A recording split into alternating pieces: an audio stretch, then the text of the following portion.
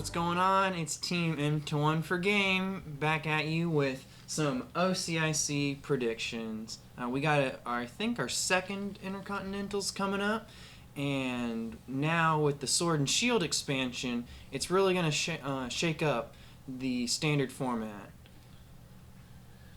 Yep, so we've got about 20 different decks that we've collectively put together, and we're going to kind of just run down through them real quick, so when we go to talk about them, you're not just sitting there going, I've never heard of this, what is it?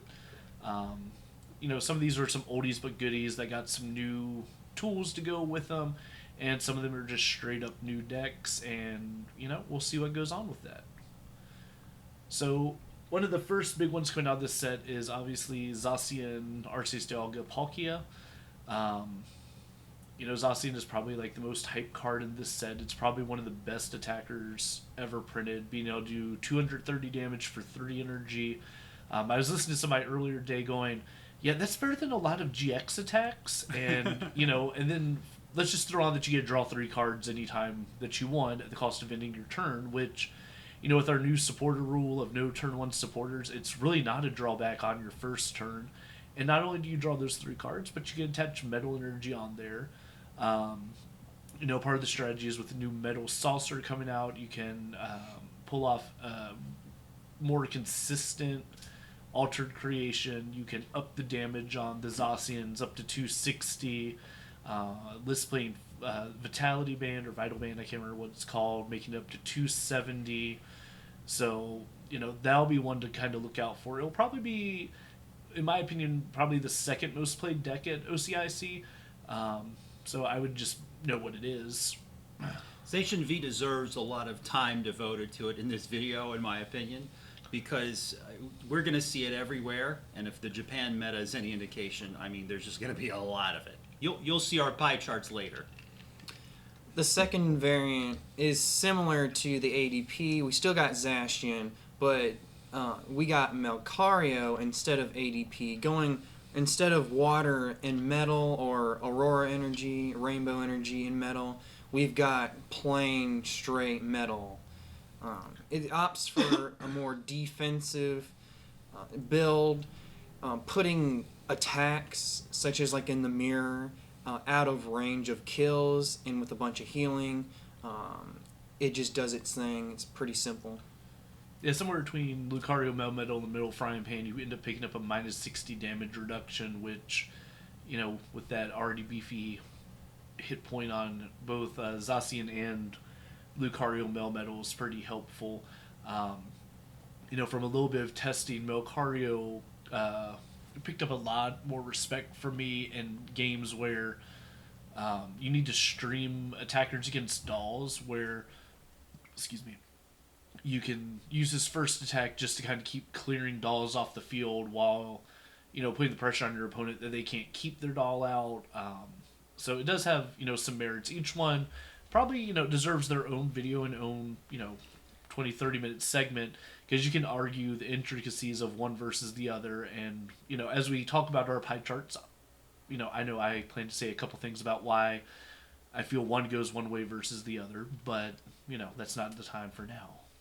If we don't remind you at the end of this video to buy a playset of Zacian V, just do it, man. Remember on your own. The next deck we got going forward is an oldie, Pikarom. This deck seems to never die. I'm excited about that one. It's very simple, straightforward, but the two big things that really bring it back. What tools does it get?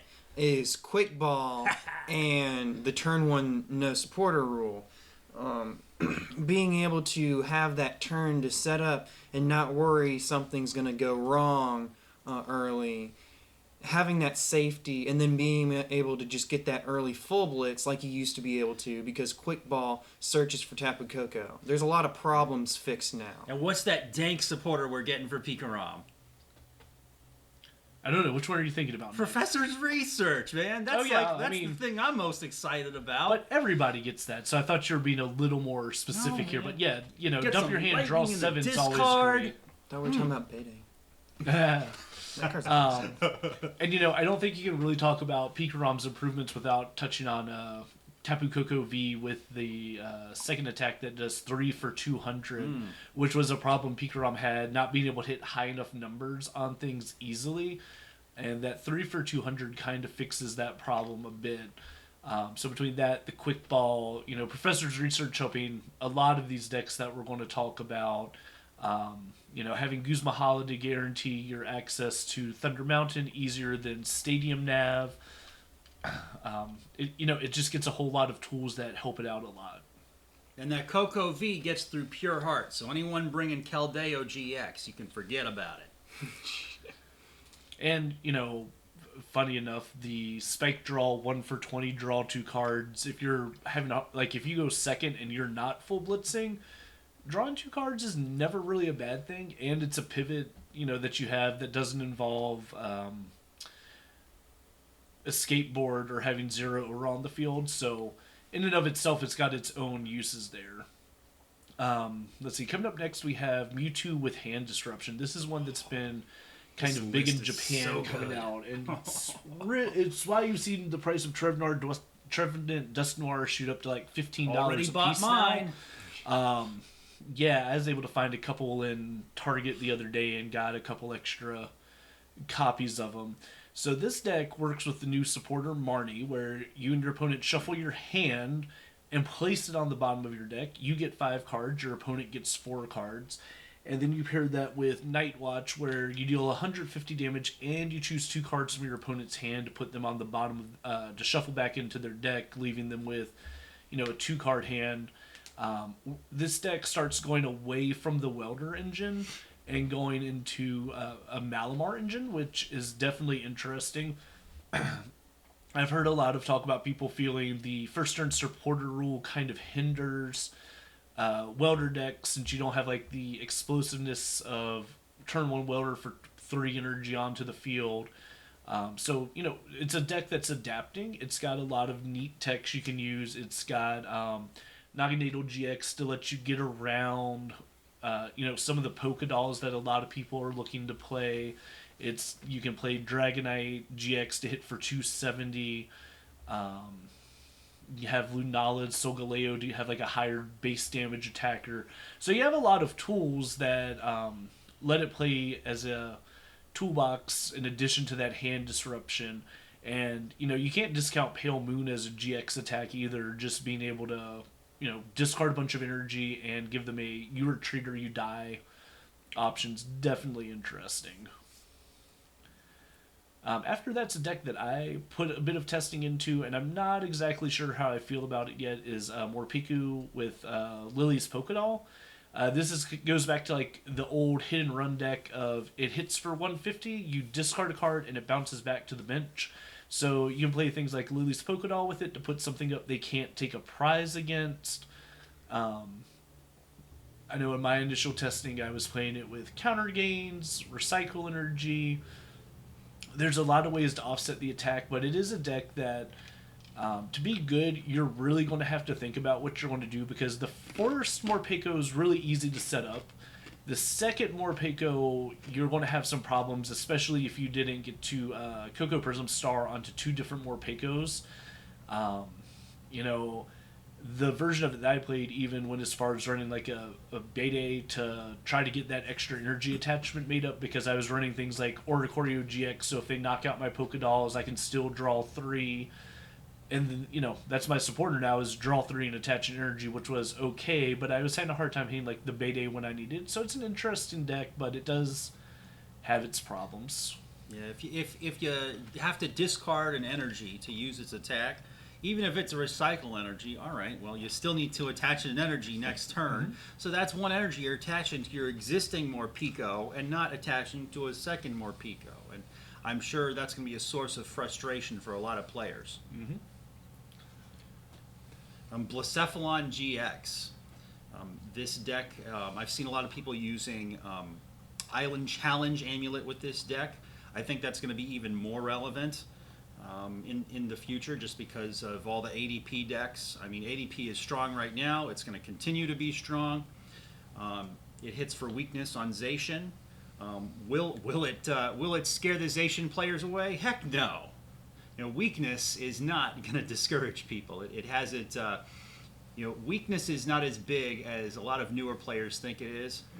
And we're going to add on, Metal Frying Pan removes that weakness altogether. Yeah. And, the Lucario Melmetal version focuses on that Metal Frying Pan, hoping to offset even more damage. So basically, with the Melmetal Lucario's GX attack and Metal Frying Pan, you've lost almost 2 energy worth of damage because of the minus 60 that it does. So a lot of the metal decks are going to have ways to deal with Blacephalon, but it does still one-hit KO a lot of things. I've tested the deck to see if there are any Sword and Shield cards it works with, other than Quick Ball, but I think more or less it's just going to be the same deck that it's been for the last few months. Baby Blounds is going to be a big deal too, don't you guys think? Way more than Blounds GX. I think the most interesting thing that I've been listening to people talk about with Baby Blounds, because when I first heard it, I was like, wow, this does seem really, really good, is Baby Blounds thrives a lot more when there are tag teams dominating the format, because you can get 2 Baby Blacephalons up and get good Fireball Circuses on tag teams and win the game off of it.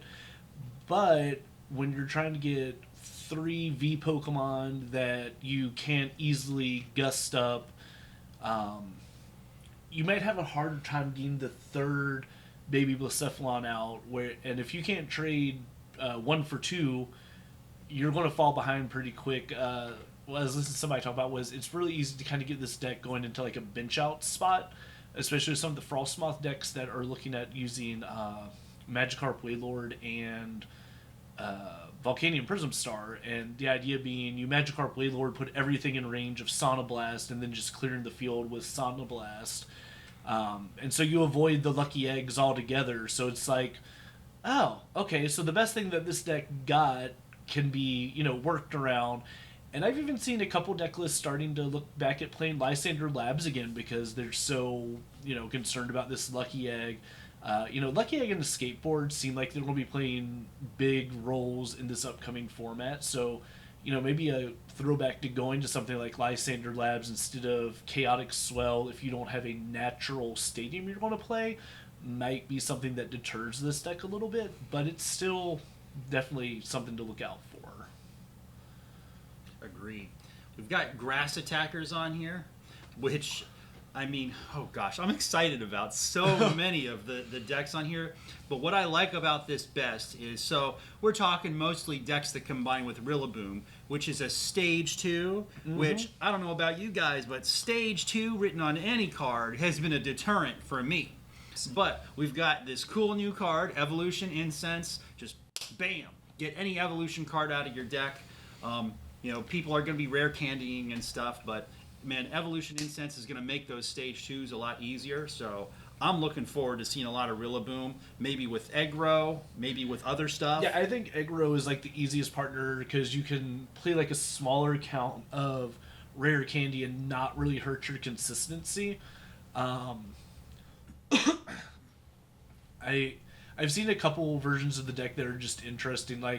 One that was going so far as playing Rayquaza GX just to get more energy on the field. I think I saw that list too. Wow. And I was I think that's a little much because you don't have the lightning in there to really take advantage of having it. And Rillaboom does enough on its own to really get a lot of energy accelerated. The new Delmise V is overwhelming in a lot of places, but it's interesting in this deck, being able to hit 200 pretty easily. Shaman Prism Star becomes a great one prize attacker that does a lot of damage because it's based on the number of energy you have on the field. You could even try to go a little more tanky playing the Vileplume GX that came out that can heal damage once per turn. I think there's a lot of possibilities to explore on this deck, and it is interesting to me too. Okay, Frostmoth with Lapras. Now, when I first saw the Lapras V stuff, man, I thought, okay, it's just a Pokemon V. It's got a nice illustration. Nobody's going to care about it. But we've seen people actually test this, which, by the way, link to a video of Lapras V in the description. And oh man, Lapras is the real deal. I'll humbly disagree, even though it is a deck that I think is going to make us showing at It's gonna make a OCIC. splash. Yeah.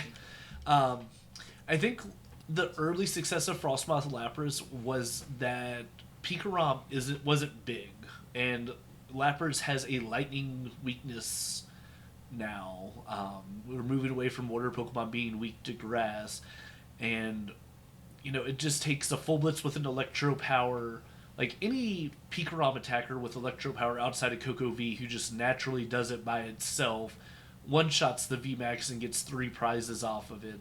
So I think it kind of gets into like a funny area where it's a deck that on paper has everything it needs. It has energy acceleration. It's got lightning weakness. Oh, Yeah. I should read the card. Yeah, so it is one of those decks that just like, okay, I mean, it has a huge damage potential, and I'll kind of roll into the next deck that we have on the list if Evan doesn't have anything he wants to throw on here. I think that's pretty much all there is to the deck. But, like, you have Frostmoth Keldeo, and Keldeo only caps it, like, for the same amount of energy, only does 40 damage less than Lapras. And so it's going to be a little bit easier to roll. It's still got, like, 200 hit points, so it's still going to have a problem dealing with, anything electric, but, I think it flows a little bit better. The versions of this I've seen are using things like Magikarp Wailord to get an easy towering splash off. The videos that I've seen with it, they have an easy time hitting like turn 2 8 energy to make Secret Sword hit really hard. So, if I was going to play a Frostmoth deck, it would probably be Frostmoth Keldeo, but I'm also not going to play a Frostmoth deck, so... Ooh, Sableye with Galarian Obstagoon. And Obstagoon, oh my gosh. So this is like our own Pyroar. This is a thing where you get to prevent your opponent from damaging you if you're a basic. And Sableye just does a ton of damage, man. I'm excited about that. I like this deck, and I feel like it's seen a lot of refinement from some players trying to get it to work. I think there are 2 things that really work against this deck, and if you find a way to overcome them or find a way to deal with them, it kind of gets substantially better. The first one being Sableye and Obstagoon both have 2 energy attack cost. You can play like counter gain for Obstagoon's attack cost and be able to do 1 for 90 while you're behind, which being an evolution based deck you probably will be at times, but there's no real way to offset Sableye's damage. The second big problem that I found was Obstagoon only prevents the damage done by basic Pokemon. It doesn't prevent the effects of attacks, and so things like Blacephalon GX Bursting Burn. We have a video of that, by the way, also in the description. Palkia Zero Vanish, getting all that energy you've tried to get on the field off the field. Those are just the ones that come to mind right off. But if you can get it up and you can get it going, I think it's a really neat deck. One way that I've seen some people starting to look at it is using Cinccino in it, using the not trade ability to get 2 cards, pitch a dark energy, and then actually using Cinccino for its attack to attach a dark energy from the discard pile. So you trade a dark, like you Viridian for a dark, pitch the dark for not trade, use energy assist to get it back onto something, and it kind of helps offset knowing that you're going to be playing behind. So, if you can get a couple energy assists off to get your Obstagoon and your Sableye with like 1 energy apiece, it's got some neat stuff going for it. It's also got, the worst GX card ever printed, Evital GX with Doom Count, I think is the GX attack's name, where if they have 4 damage counters, you just straight up knock it out, and between Zigzagoon and Obstagoon, you get those magic 4 damage counters, and for 1 energy, you kill anything. So, and we also have an entirely separate video where that happens too. Also in the video description. The next deck we got is kind of maybe a little underlooked, but not that hyped. Stonejourner, I've heard little bits of talk.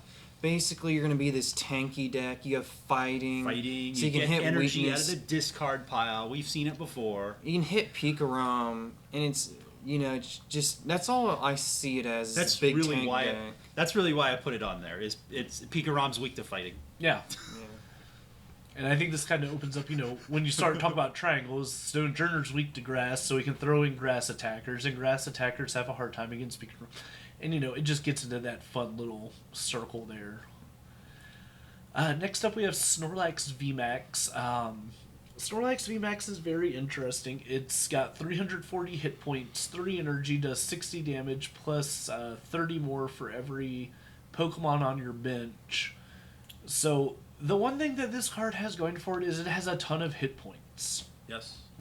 You're probably not going to one-shot it unless you're playing Stonejourner. There's so many different ways you can play it. I've seen, using a welder-based engine to make the 3 energy cost happen. Triple acceleration. Yeah, triple acceleration. I've seen... I think the one that I like the best is Porygon Z with the crazy code. So you can throw down recycled energies and then use hyper potions to discard the hyper energies back to your hand, heal 120, throw them back down again. You throw some buff padding on there, and now Snorlax has 390 hit points. Most things are going to have to 3-shot that if you heal at all.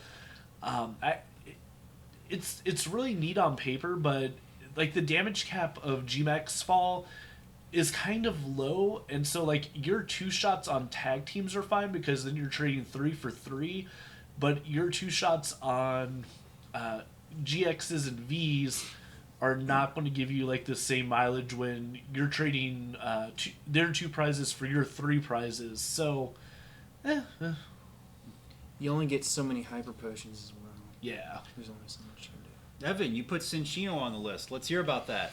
So, Cinccino, usually it's going to be partnered with something, but I think the best way is with a control variant. It can fall under control variants, but it can also, it's not going to be, of course, not as good as Zoroark GX, but I feel like it's got its own space, and we'll see how that moves in the future. But for now, it might just be Cinccino ? I put Tina Chomp Wheezing on the deck, on this list. I just think it's momentum from the current metagame.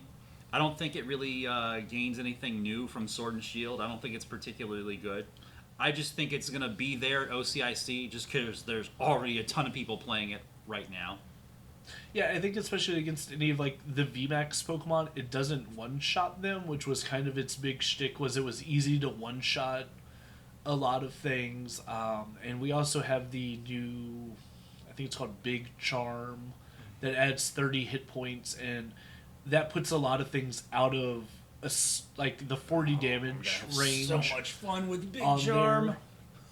there. So yeah, I think Tina Chomp is going to be that deck that if you didn't have a whole lot of time to test for OCIC, but you want to go to OCIC because you live in Australia or New Zealand or somewhere where you have cheap flights out there, you're going to bring it with you and not do terrible. You probably won't go negative for the day, but you're going to have a hard time keeping up with some of the other decks that just get so much faster. And with Quick Ball coming back, decks have 4 new outs to your Misdreavus reset stamp play, so they can Quick Ball into Dedenne and Dede Change real quick to refresh the hand. And so that's 4 new cards that offer that. You kind of get hit with the Marnie being able to drop your big hand down to 4 cards from your opponent. I think there's just a lot of things that work against it. So the next deck that I put up there, Magcargo, I feel like Magcargo is going to be stronger coming into Sword and Shield. Maybe not initially, but I feel like there are Magcargo variants that greatly greatly improved based on the meta. But we'll have to see on Mag Cargo, but I feel like it's got potential. So can you explain how this deck works? Because I've seen it, and it's not one of those decks that just looks intuitive to people who don't know what the point of it is. So you have Mag Cargo GX, which does a bunch of damage like Bullcephalon. It's also got an ability that lets it accelerate from top decks. But you've also got Mag Cargo from Lost Thunder, I believe. That Smooth Over lets you put any card on top of the deck. But the card that really makes this work now, other than Quick Ball, is the new Oranguru that lets you switch with your top deck. So now you've got ways to easily get what you want. So I feel like there's some synergy and potential there to make some things happen. And a card that is seeing getting paired up with it, but I think we decided to put it separately as Torkoal V because there are some different Torkoal variants. It's a new card that for 2 fire and a colorless does 90 base, and then if your top deck is a fire, it does 90 more. And then for 2 fire and a double colorless, I believe, it does 120, and then discard 2 from the active. So some people are feeling with Welder and Mag Cargo that there's some potential there. Still with Oranguru being able to make sure that the top deck is a fire energy. There's potential. We've got Mewtwo, the no Malamar version, one that focuses on like welders and fire energy. I've been looking at a lot of, so they had I think their biggest event was called a regional championship. I forget exactly what they called it. I've been looking at, in Japan, I've been looking at a lot of Japanese deck lists, and there's just still a lot of Mewtwo. It gets the benefit of Quick Ball. It gets the benefit of Aurora Energy. You get to get stuff into the discard pile. The deck is still good. Yeah, I think it's kind of like a weird deck too because it doesn't it only gains supporter cards. Like the Pokemon, it doesn't gain as much because of the V versus the GX. So you'll have to build your deck very carefully with things in mind to make sure that you're adapting to what's being played now.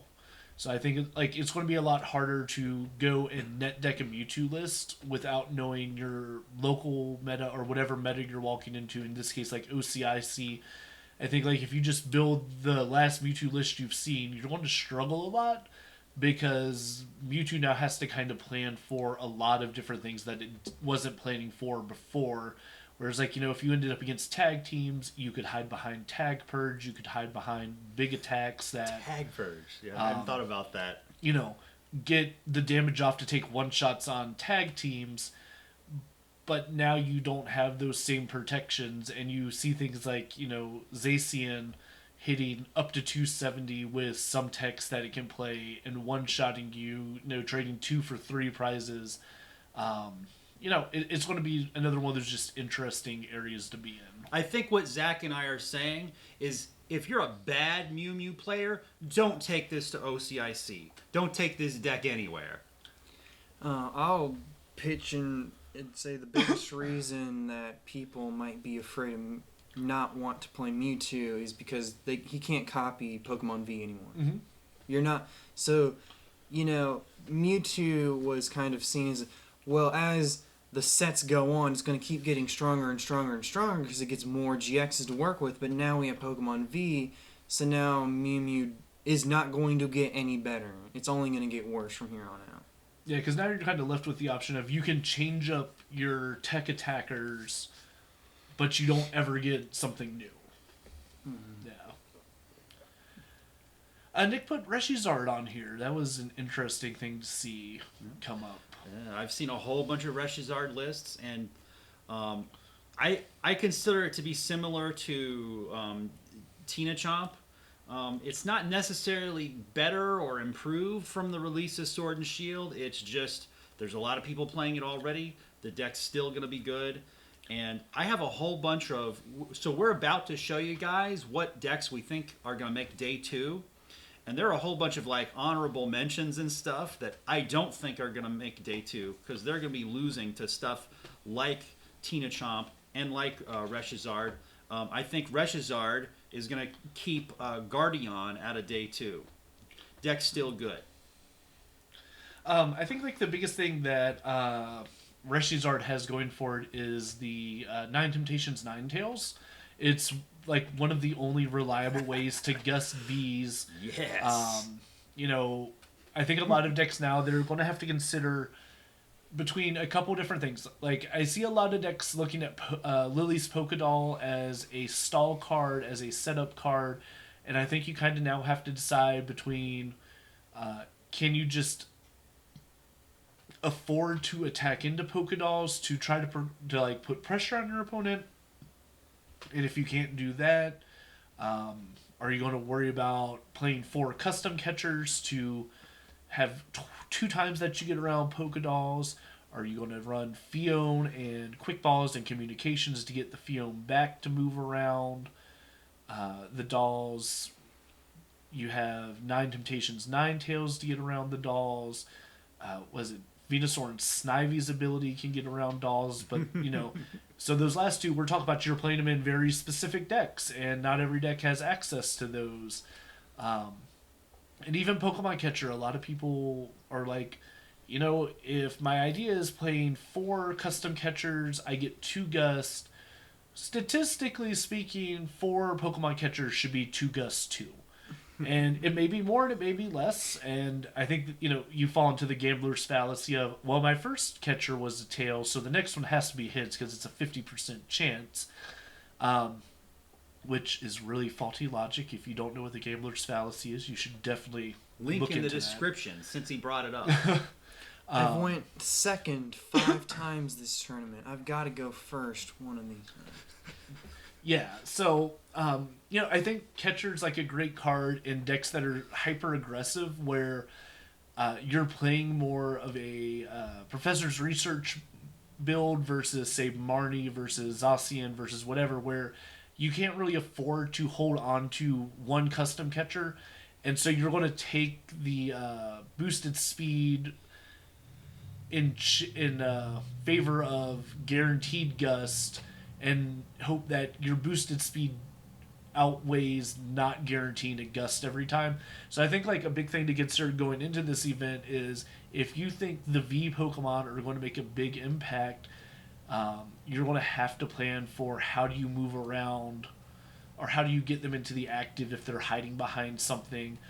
Can your deck afford to take a 1 prize attacker to get into that V Pokemon, or do you have to always go into a V Pokemon? Just something to consider. So the last category we have up here are control variants, and I think control is always a deck that is hard to call unless you're really confident in what the metagame is. I know a lot of people feel like birds get weaker in this set. So you may see like a move away from like your traditional Pidgey control. To Cincino. Yeah, moving to something like Cincino where it's a straight draw to... You get like a little harder to cycle your deck until you get it thin enough to where drawing 2 means you're drawing your deck off of a couple cards. But you still have Bellelba and Bryson Man who, have sped up those deck out win conditions. You have things like Yell Grunt that can offset your opponent 1 turn if you need, another turn to do something. Evan and I have been talking a lot about Octalock with Grapple Oct. It's just an interesting card. If you don't know what it does, for 2 fighting energy, you add 2 colorless energy to your opponent's attack cost as long as that Pokemon's the active Pokemon. So, I feel like there's probably some way to abuse it. We were talking about, you could play it almost in an engine with like Miss Drevis and Karate Belt, so you can do Octalock for 1 energy, and then you can, bank on doing things like Surge with Yell Grunt or Surge with Will and Crushing Hammers. So I think it's, Control just kind of has like always has a lot of interesting tools. And like one that I was pointing out to Evan that he hadn't seen was there's a Whimsicott now where for one colorless energy you flip a coin, and if it's his you shuffle your opponent's Pokemon back into their deck. You can play that with Will and just guarantee getting rid of something big. There's a Noctowl that for a triple acceleration energy does a similar thing, except it does it to something on their bench, and he shuffles himself back into the deck so you don't lose the triple acceleration. So there's a lot of interesting ways that you could build a control deck that isn't just mill your opponent out. It could be trying to play for like a bench out condition, which is something that we don't see as often being a strategy. Like you see people bench out because they're a fast attacker, or they, your opponent draws bad. But now you could actually try to focus on a strategy with that Noctowl and that Whimsicott, sending things back every turn. And eventually, if you can out-resource them, they're going to run out of quick balls and things to search for these basics over and over again. If you can, like focus on Surge, Caitlyn, Cynthia, and Will for your Whimsicott, or just focus on getting that deck small enough that you're using Make Do to get back into the Knockdown and triple acceleration energy. I know Evan's been excited about like Behemoth and Item Lock with Chinchino, feeling it gets a little more consistent. So there's a whole lot of leeway into what is a control variant here, and not really knowing the format outside of what we've seen do well in Japan makes it hard to say this is going to be a good control variant, because you really kind of have to know what's going to be out there, or just know that your control variant handles 99% of the decks, and it may take that one auto loss to something, but it's worth it. I mean, as long as that something isn't a Pikarom or Zacian based deck, because those are probably going to be what we see a whole lot of at OCIC. I'd also like to mention that in Japan, since their format is different, being I think 25 minutes best of one, not a lot of people want to run control variants. They want to go straight aggressive, and that might be the reason why we're seeing so many Zacian and Pikarom do well. So we went over I'd say a moderate list of decks. Yeah. And I think kind of the neat thing is we've talked about a core concept of 20 decks, but within those 20 decks, some of those decks we're saying you might see it played like this, or you might see it played like this. And so now we're a little beyond 20 decks, but if we just said, here are 20 generic archetypes, this is what you might see. It's kind of exciting going into an intercontinental where you could play Unique decks 14 to 16 rounds plus your top cut and never see the same deck twice. Doesn't mean it's going to happen, because obviously the decks that do better may all fall into one category versus another. But having, the ability to say there are 20 decks that have a potential to do well is kind of exciting. So now we're going to look at, each of the three of us kind of made a prediction on what we thought was going to make a day 2 showing. If nothing else, hitting that 19-point mark, even if they don't necessarily get into day 2 with the IC, what has the good potential? The display you're looking at is a little bit better. And apologies to you guys if you have to squint a little to look at our monitor right now. So I'll start off with my pie chart. So you notice that I've got a decent chunk placed for Zacian. I think we most will agree that Zacian will be the most popular. Do I think it's the best deck in format? I'm not sure. I did note, besides Zacian ADP, overhyped, I think it'll be inflated. I think there's going to be a lot of inflation with Zacian. What is inflation? You lost me. Just like so many people running it that it does well. So if You skew the success because a larger percentage of players are playing it, it's naturally going to have more top cut positions because a larger portion of the player base is playing it. Gotcha. I did some of those when we did our Richmond meta forecast. I said like, there were a few decks I was like, oh yeah, it's just gonna make day 2, not because it's good, but Yeah. we had a few of those. It's like if there's 10 people in a tournament and 9 of them bring Zacian variants, it's not really logical to say, oh, well, since Zacian made top 8 in every single spot, Zacian's best deck in the format. Like, it's not really accurate to say. But I do think that there's a huge chunk that needs to be placed for Zacian. One note that I wanted to make for Zacian Melmetal, no ADP, but Berserker instead. So instead of using your GX attack to get the damage bonus, I'm going to use Berserker because the 40 damage instead of the 30, you no longer need the fine band to hit the 270, but you also can run the frying pan. So not only do you get the minus 60, you get the plus 40 that you would from the ADP variant, and you get a straightforward build.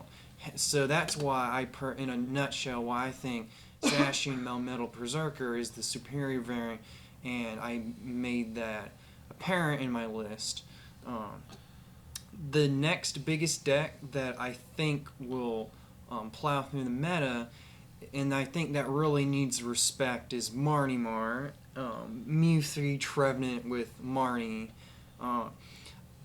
Malmar was already decent, I would say. You know, it's had its top 8s and stuff. But the quick balls and Professor Magnolia is what's really going to push it to be make Malmar a deck that needs to be watched out for. And I think good players are going to pick it up, and easily make day 2 with it. I did include a space for bad Malmar variants. Basically, what's not Marnie Mar. I think Marnie Mar is the best way to go. Hand Disruption is insane, and I think it has options against all these other decks that I have. Yeah, you're going to see a lot of subjectivity in our pie charts just because, even decks that focus on the same Pokemon can, be considered separate decks. Like on my chart, I have like separate versions of Zacian, but all my Malamar are just in one category. But I do agree with you that there are going to be good versions and bad versions of Malamar. Because also people might try to go to the back to the single prizers with Giratina, but if they do, they're going to go O2 drop because so much in the meta just stomps it out. There's a lot of bad Malamar lists and variants, but the Marnie Mar is basically saying the optimal list and good players, and then there will be some worse lists. Then going over to Pikarom, this might be like Zacian ADP, overhyped and inflated due to comfort and huge numbers, but I don't really see Pikarom winning the whole tournament. I don't see it. It'll make day 2, but I don't see it going too far. Now, those I think are the biggest decks. You still got Mew 3 Welder, which will pop up because I think I've still seen it do okay in Japan, but like the Marnie Mar, I think it's the worst variant. You have the bad Malamar and then you have the bad Mew 3. Why not just combine them and run a superior variant? But people will do that. Evan, gun to your head. Your friend says, here's a Mew 3 list with Welder. You have to play it at OCIC. How far do you think you're getting? Not very far because of the huge numbers of Zacian Melmetal. And if I'm Mew 3 and I go against Zacian Melmetal, I don't know how I win. How do I win? Because Zacian is one-shotting you with Berserker, and then I'm doing minus 60 to your Zashians for 2 prizes, and then I'm doing minus 80 your Melmetals. And then they've got healing. It's like you're not going anywhere against in my opinion, probably the best deck in the format. And then Marnimar, I feel like, Malmar already was good against Mew 3, and then now you've got Malmar, but better. It's not going to go well for you. Baby Blounds, it depends on how many people are looking out for it. We saw, I think, in the other Intercontinentals when Cosmic Eclipse first came out, it did pretty good. I think it made 9th. We still got the Dolls, and Lucky Egg is going to push the deck over the edge. But, like Zacian Melmetal, having the minus 60 and then taking 2 prizes, it might not go that well for you. You can also mention that Zacian and Melmetal doesn't also have to be your main attackers. I think they're like the Duskmane Necrozma, that there is some single prizer options, and I don't think Baby Blounds will like that too much. Also, it had a bad Malmar matchup already, and if they just throw in 2 Girautinas to have that single prizer option, you are going to lose against Malmar as Baby Blounds. Absolutely, and if they have a 3 prizer up like Trev Noir, I mean, okay, they're gonna mess with your hand, and we know that if you mess with Baby Blounds' hand, they lose. Well, that's why Lucky Egg makes the deck so good. Is you take 2 cards out of their hand, but then they get, if you Marnie them, they go back up to 7. So, just a little thought there on that. Other than that, you'll see. So you see the big chunks, which I just addressed, but now we've got the the one of decks. These decks I don't necessarily respect that much. The highest out of them all, Guardian, I think has the most potential out of these, simply because of the turn 1 supporter rule. It was good before, but Zacian is just gonna stomp all over it, So that's why it's so low, in my opinion. I think it might even be lower, but the reason it's not is because of the comfort, and maybe it'll be played a lot. But I can see the Zacian really intimidating people from playing Guardian. So that might even be lower. Everything else is kind of I don't really respect, but it'll sneak in. Sable Goons is probably the other most respectable deck in this list. But the problem is that I don't think people are going to figure out how to run it by the time OCIC comes around, It's coming soon, I believe, but They drop on the same day. Set Legality and Sword and Shield. So if you're running Sable Goons, you have to start now. There is no... You probably really need to start a couple earlier. Weeks ago if you really wanted to have an idea. People are talking about how good Obstruct is, but I think Obstruct is way overhyped. Calling Obstagoon the Pyro of the format is way overrating it. The Zacian Melmetal Berserker can attack Obstagoon.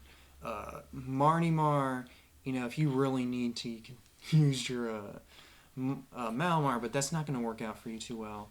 But the hand disruption, there's options for them to go back and forth. If you run Ndidi, that's healing all of your Zigzagoon pings. Mew 3 Welder, I can see Sable Goons bodying that. Let's see, what other... Morpeko, Dolls, that might not go...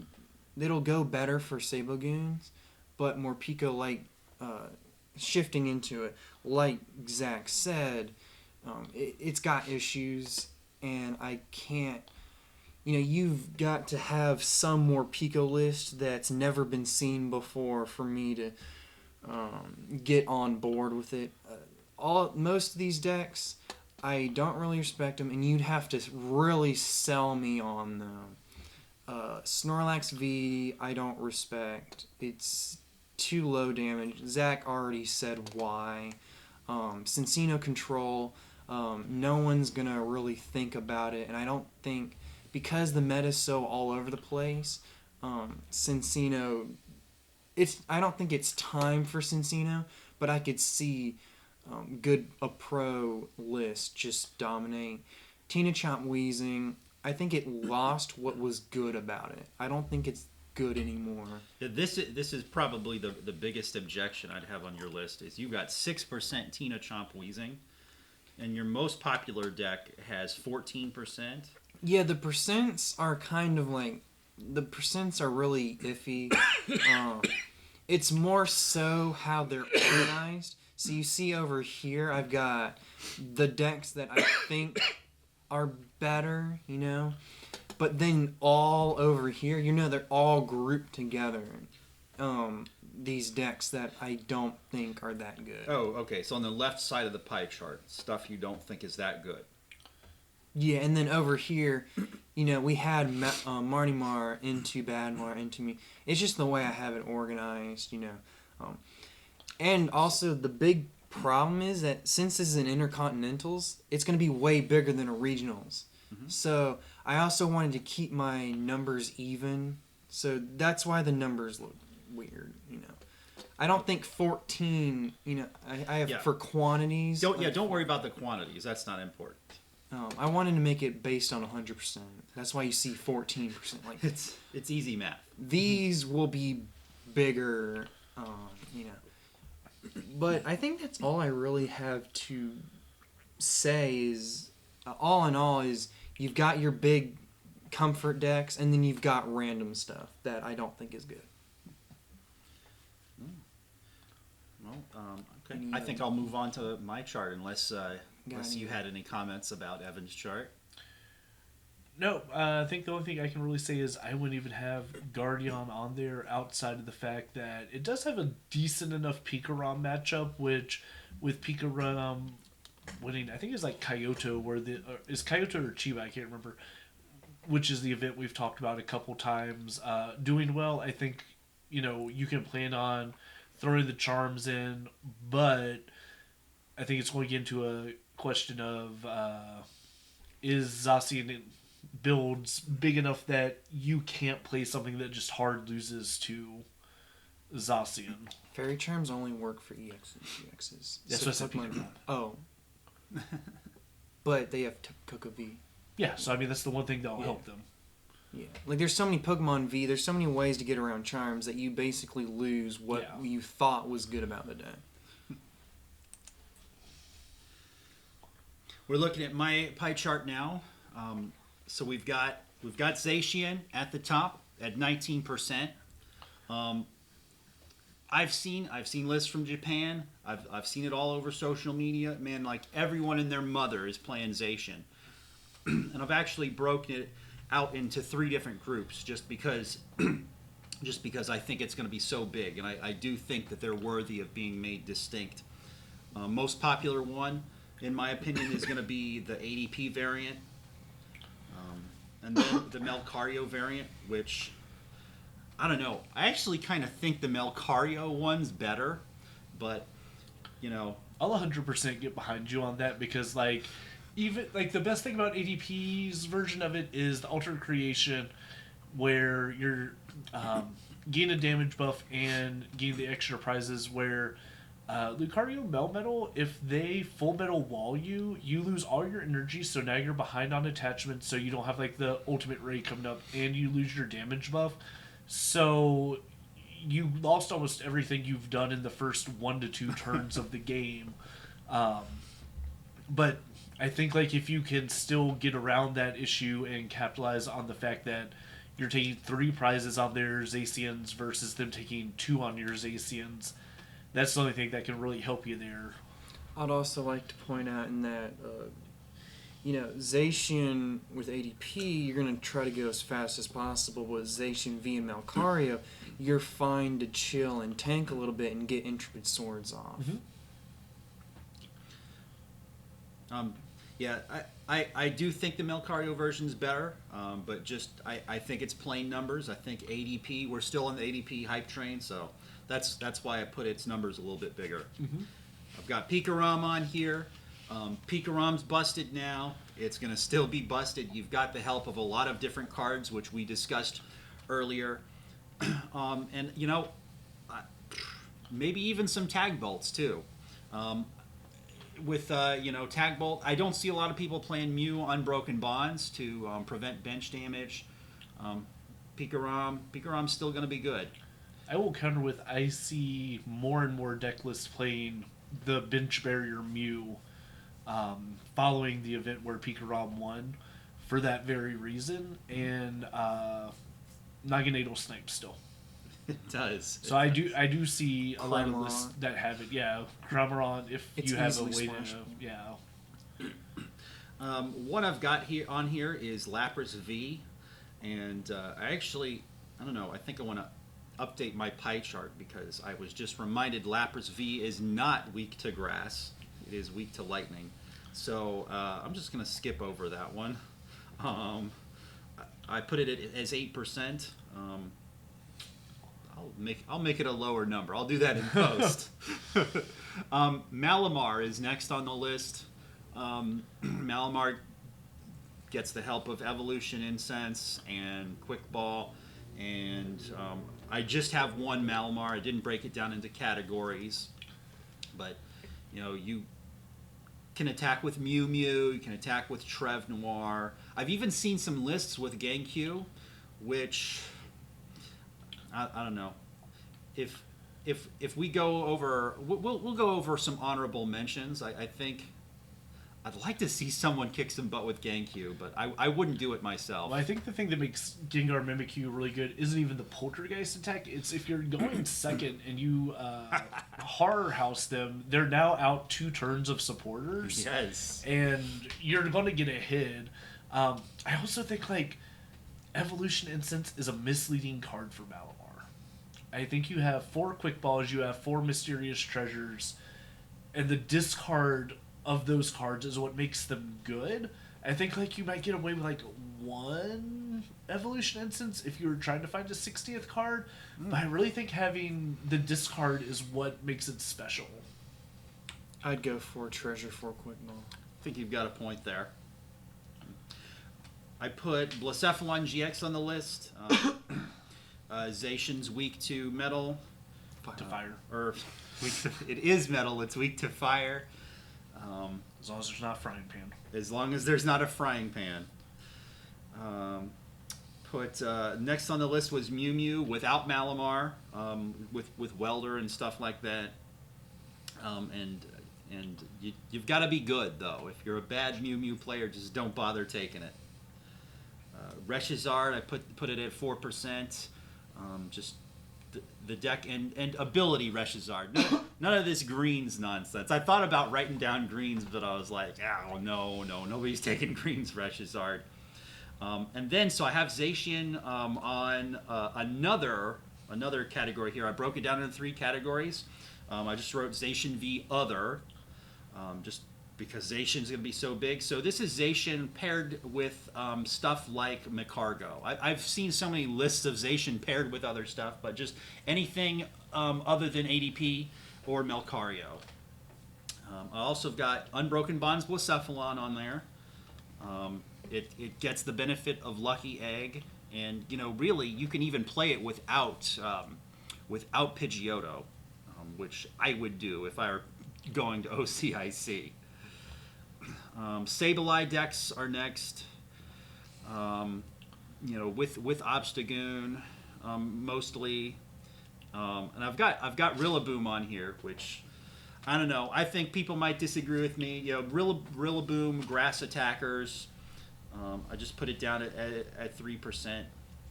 I think a lot of people are going to be excited to try out the ability. I mean, you get 2 energy out of your discard, not out of your discard pile, out of your deck. And it's free. And then you get your normal attachment for the turn. I think for more people, it's reminiscent of Vikavolt. You know, Yes. they say, oh, I liked Vikavolt back in the day, so Rillaboom must be good. I think it's going to be like that card that that disappoints a lot of people because they think of it as Vikavolt. But the great thing about Vikavolt was if you got something charged by all but one energy, you could split your energy attachments, but Rillaboom has to go onto the same Pokemon. Right. And I think that's just something to be mindful of as you're building decks with Rillaboom. I don't think it's bad by any stretch of the imagination. It's just one of those Disappointing. keep that in mind kind of things. Disappointing. I also put Stonejourner, hold on, Keldeo. So the next stuff on the list is not that important. It's in small quantities. Keldeo V, which actually now that I've been reminded that Lapras V is weak too, I don't know. I think Keldeo V might be a bigger deal than Lapras V. I think you've talked me into it while we're recording this video, which hey.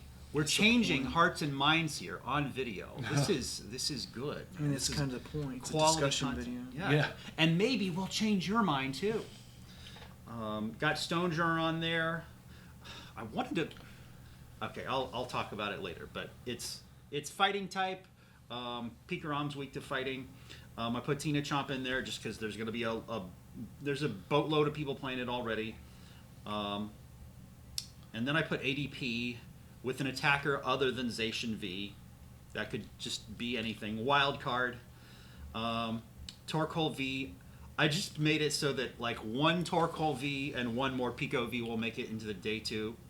I don't think it's going to be that good, but I think someone's going to get lucky. Any comments? I kind of said what I said as we were going through it. I mean, I think the only one that like really stands out is I'm not sure about is Blacephalon GX. I mean, yes, but no. Like I feel like as we were talking about in just deck focus at the beginning, if you can safely play Island Challenge Amulet, maybe, but I think it kind of gets close to that same problem that the other Blacephalon has is. Getting knockouts on tag teams is great. Getting them on single prizers or 2 prizers is less great, especially because that Blacephalon just loses its energy to a point where it can't get it back again. We're going to see tag teams, man. We're going to see Mew Mew. We're going to see ADP. You can like custom catcher up an ADP and get 3 free prizes off of it. There are ways not to a fan get big of knockouts. Blacephalon anymore. It's kind of dead.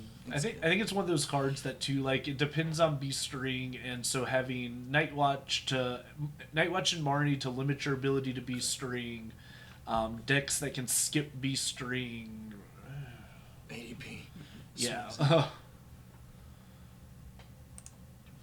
All right, so I'll talk about what I had, and I went in a slightly different approach in trying to rule out things that would be people's safety plays, and more so what people are going to go in with actual hopes and dreams of winning this event with.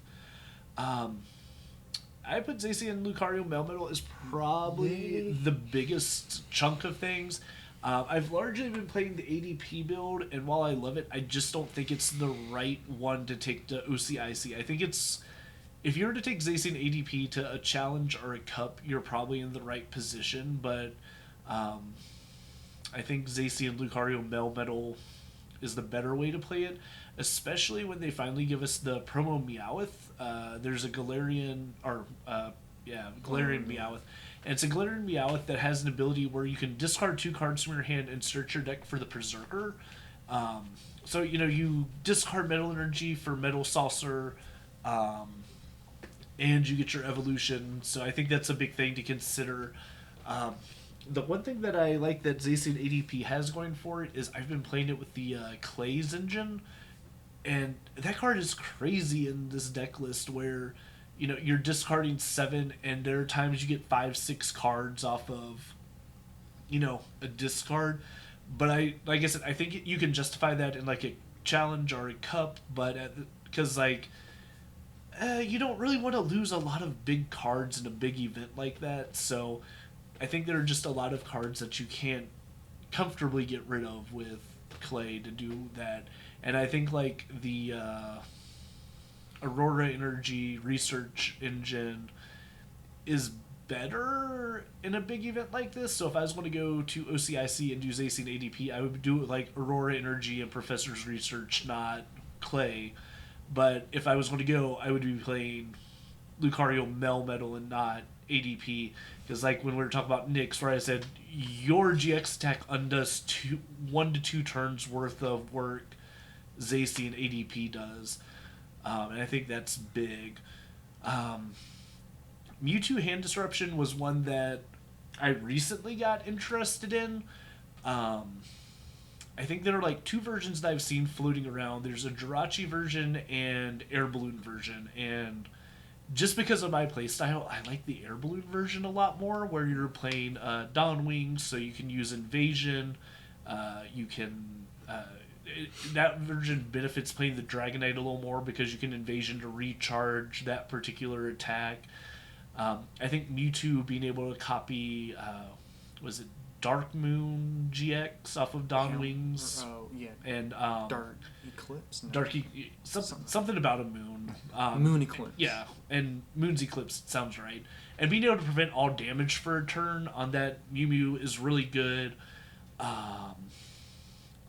But I also see like the merits of the Jirachi build that's using Jirachis and escape boards versus air balloons and switches. I haven't played it enough or played around with it enough to tell you which one I think is better, because I see the merits in both of them. But from a playstyle standpoint, the Dawn Wings air balloon version fits my playstyle better. Moon's Eclipse GX. Okay. That's what it's called. Excellent. I also think Pikarom is probably going to be, like, these 4 plus Pikarom are going to be the biggest played things that you're going to see. 25%, Zach. Man, I like you. Well, this is fun. And this is what I'm going to say, is it's got a couple things going for it. It just won a huge tournament in Japan. It is a comfortable deck, and I didn't pick it because it's a comfortable deck. I picked it because it just won a huge event in Japan, which is going to get people hyped up. Also, it's a relatively cheap deck to build outside of your Dedenes. Like, you can find Pikarom super cheap. Should already have the deck, most people. Yeah, most things outside of Tapu Koko V, Professor's Research, which go by a theme deck. You get 3 of them. Marnies, if you're going to play Marnies, are going to be a little harder to find unless you got lucky in your pre-releases where they had a fair amount of those. But the deck is just so cost efficient, and that's kind of like where you go and you look at a day 2 of the event and you're like, I've never heard of this person. They were playing a super consistent deck that they're familiar with, and it worked out for them. Like, that's where I feel like most of the up-and-coming names that you don't recognize a lot will come from. Going into, like, my weird stuff, I have more Pico dolls down here at like 7%, and I don't know like how accurate I feel that is, but I think it's that deck that is the big brain deck that if you find the way to work it and you can keep it going, it's so good. Like, something that somebody was talking about, I can't remember who put it out, but they were even talking about playing like the more Pico VMAX with memory energy, so you had a 300 damage bouncer, and I was just like, whoa. So like, it's going to be obnoxious to keep this thing powered up, but being able to bounce a 300 HP guy, even if they get into it, they don't one-shot it so easily, which, you know, it's going to be big because, like... yeah, I'm not Porygoning and more Pico. Recycle energy, right. memory energy. Right, like, for me, I'd rather play, like, Counter Gains and Thunder Mountain. Like, just trying to mitigate the attack cost as much as you can down to 1 electric energy on bad turns, you know. I think it's just a deck that, if it's built right, it's going to do really good. Baby Blound's Lucky Egg I have up here. I think it's a good deck. I really do, as much like crap as I'll talk about it, because it's never been a deck that I want to play. I do like the fact that you can go away from playing the birds as much into using things like Lucky Egg. But watching some people play it and talk about it, my biggest concern for the deck when you're not playing the birds is you can get benched out super easily. When I get up here to talk about like Frostmoth, people playing Waylord Magikarp with Towering Splash paired with Sauna Blast from Volcanion Prism Star can clear off the entire board's worth of Blacephalons without ever triggering its lucky eggs. And, if you can reset stamp them or Marty them to an awkward hand and they don't get their lucky egg, ow, that just feels bad. And then, before we started filming this, I was talking about Lysander Labs might be that new stadium that you play when you don't have a natural stadium to play. Skateboard's really good, Lucky Egg's really good, and I think there are decks besides Baby Blounds that can effectively run Lucky Eggs. Like, when I first started playing more Peko Dolls, throwing a Lucky Egg on Lily's Polka Doll and just saying, okay, you knock this out and give me a fresh hand, great, I get those cards, plus I get Oricorio, GX's, Dance of Tribute, so now I'm up to an 11-card hand when you knock out a no-prize attacker. So I think, having outs to Lucky Egg, outs to a skateboard isn't bad. I feel like Chaotic Swell's biggest use was an ADP Keldeo to stop power plants from ever coming down. And I feel like Keldeo and ADP is just going to be on the downturn because there are so many V Pokemon that just don't care about that text of GXs can't hit it anymore. So I just see that you now have this spot where Lysander Labs fits in a little bit better. Grass Attackers is my Rillaboom big lump of stuff. I think there are just so many options between Delmise, between Shaman, between Row Eggs, not the Alolan, but just the Vileplume with the healing if you want to play something a little tanky. I think it's kind of ironic that you have a metal deck that's really well poised, not a lot of fire decks, so you can keep grass in that mix because the frying pan offsetting all that weakness is great, so you really don't care. If you're playing Row Eggs, you could even throw a small Leavanny line in there to give yourself more damage reduction. I think there's just a lot of ways you can go with it. If you're not playing it in Standard, I'd definitely look into it in Expanded too. But yeah, Grass Attacker seems like it has a lot of neat tools. I'd like to point out that Zacian has minus 90 against grass. It's got the minus 30 grass resistance, you got the frying pan, and you got full metal wall. It's good luck poking me to death. Good luck. And then you Malonlons. And the only thing I'll say that grass has as a counter to that is Eggrowl's GX attack that shuffles all the energy on your opponent's field back into their deck. Intrepid Sword. Yeah. I mean, you can Intrepid Sword and get yourself going back that way, but, another conversation I've listened to is Zacian 1 and Zacian 2 get set up pretty easily. Zacian 3 is really not a place you want to be.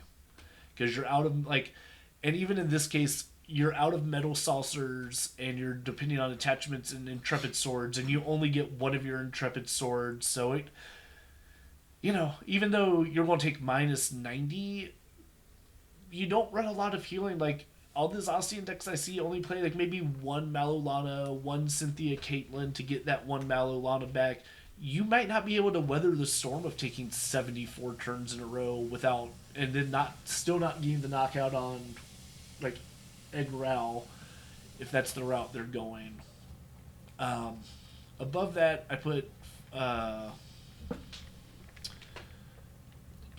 Lapras, especially seeing Pikarom have a big showing, I think just gets put in such a bad position because you're trading 3 for 3 and they're getting their 3 a lot easier than you're ever going to get your 3 with Lapras. I think Frostmoth Keldeo, if I was going to play Frostmoth, which again I'm not, would be the way to go just because you have such an easy to scale attack on Keldeo. It gives you the options of doing things like Magikarp Waylord. Your attacker now gives up 2 prizes instead of 3 prizes. I just think it's, a solid way to go. I'm going to skip control variants for a minute and come up here to Obstagoon Sableye. I think this is that rogue deck that is known, so it kind of isn't a rogue, but the right build of it is going to be a rogue deck because going with an obvious build of it, there's just not a good obvious build. I think One thing that really holds it back outside of like the double attachments that we talked about is this area right here, Pikarom being built. Um, a lot of people are like, well, you just set up one obstacle and you wall the rest of the game. Well, great. Raichu can paralyze you, and next turn you didn't obstruct, so you get knocked out. Um, Nick talking about Tag Bolt earlier was another one that I wanted to talk about here is you move another obstacle active, and then you Tag Bolt both of them for 2 prizes, and you avoid, one of their easy attackers coming through. One of this deck's big tools is that Yveltal GX, and it's weak to lightning, so on those games where you're stuck starting it and you see your opponent flip Pikarom over and they're playing one great catcher, you're always in a bad position having that on your field. Like, Yveltal is great at the end of the game where, like, you can get the 4 counters down, you can great catcher their Raichu or their Pikarom and grab, like, a real quick KO, or they put a lot of eggs in the basket of trying to get a turn 1 full blitz, but they only got 2 energy on Pikarom and they whiffed Thunder Mountain, and then you just take off those 2 energies and they're already down Tapu Koko Prism. So, it's not the end of the world, but I would like this a lot more if Pikarom wasn't poised to do so well. Control variants is always that archetype that shows up that no one's expecting, or they expect it, but they don't know how they expect it. You could play something like Grapple Locked with Energy Denial and just watch your opponent not be able to get enough energies to do something with. And then we talk about those things like Noctowl and Whimsicott that can, set them back, where it even becomes less about running like multiple stage 1s where you can throw like the Hoot Hoot or the Cottonee and then a Ditto, so you just worry about getting, like, you're going to prioritize one every game versus trying to get whatever. I don't know, I just think Control always is in a place to do well if you build it right. I think if OCIC was happening 2 or 3 weeks after Sword and Shield became legal, I would have this as an even bigger category, because people have had time to see what's making success at Cups, what's making success at Challenges. Content creators are putting out more things that have decks that you can think about, and so you can start to process your Control deck. And I think, like, the best you can do right now is look at what content creators are putting out that influence the more casual players, depending on your own playtesting group, to know what other people are considering. I think, like, Control's biggest thing is it has to know what it does against this deck, anything with Zacian, and anything with Pikarom, which I'm not saying it doesn't have answers to. I'm just saying it has to know what is the game plan against those 2 decks to be poised, because there's no way you're dodging all the Zacian and all the Pikarom in your 9 Swiss rounds on day 1, and if you don't make it past day 1, what's the point of talking about day 2? So, as a Control player, when they flip over the card, I know exactly what's going to happen. Mm-hmm. Pikarom, you're playing Oranguru, Pidgeotto, they flip over, I'm going to do this. Mm-hmm. But if you're playing a Control deck and they flip over the best deck in the format, and you say, what do I do next? You shouldn't be playing the deck. Yeah. And I mean, I remember at Atlantic City, I sat down to play Rudy Wade when he was playing Naga Checkmate, and I was playing Pikarom, and game 1, I wasn't sure what version he was playing, and then game 2, like 10 minutes in the game, goes, you changed your whole strategy when you knew what deck this was. I was like, yeah, and like, that's the problem with some Control decks is decks and players that can overcome like that challenge are naturally going to do good against it. I still lost that set just because like I didn't have enough answers overall, and the amount of hits that man flipped on Crushing Hammers. Ooh. That's a whole nother story, but that's not something you as a player can control with variants like that. I was playing my energy attachments smart. I wasn't leaving things active that I didn't need to leave active. But that's kind of like the risk you have in Control is if you know Zacians and Pikarom are going to do good and you don't have a game plan that answers this, there's no point in playing the deck. Like if you say I've got an answer for Pikarom and Zacian Lucan Metal, but not Zacian ADP, all right, you might get there because Zacian ADP is just an inherently clunkier deck to play with multiple energy types and the need for attachments. So, like, of those 3 decks, if I was a Control player, I would have to have solid answers for these 2, and this would be the one that I'm most okay with, with it being, okay. Because, like, I feel like ADP as a Control player can be frustrating throwing your single prize strategy into double prize strategies if they can keep the energy flow. I mean, ADP doesn't mean anything if you can't keep an attacker going, but if they can find ways to keep the attacker going, such as Intrepid Sword to attach from deck, Metal Saucer to attach from discard pile, then you have to be like a little more cognizant of what you're doing. Yeah, control's going to be tricky. And you put control variance at 5% of the meta here. I think you're a little bit more optimistic than me. I didn't put any control decks at all in my pie chart. And I thought about it too. Yeah. I thought about it, but just I think I like, don't see a place for it. Big events are the place where Control seems to like just bust out of nowhere. Like it doesn't bust onto the scene in Worlds, Intercontinental, challenges and cups, but like Intercontinentals, regionals, Control comes out of nowhere and no one's expecting it, and it just has a deep run. And it either goes to a top 8 or it goes to day 2, and then everybody knows how to play against it, and they adapt a bit, and it makes top 16, top 32.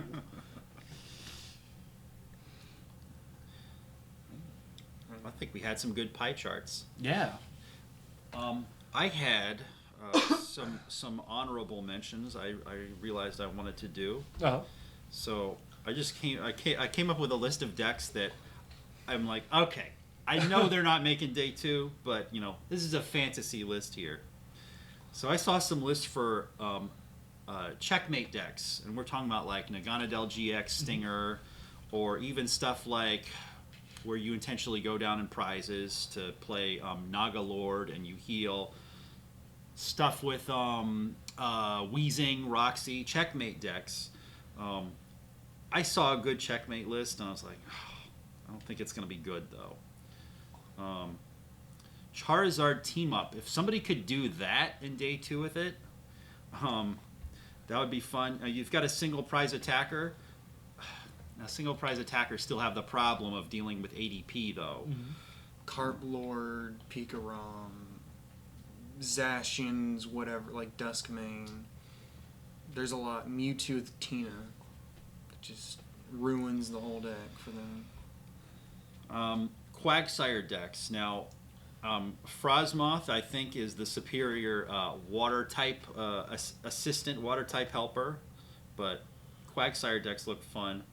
Excadrill. If somebody could make Excadrill Cosmic Eclipse work, so I put Stonejourner on my pie chart, but Excadrill, I mean, you've got a 1 energy attacker, and you're probably going to deal with Pikarom.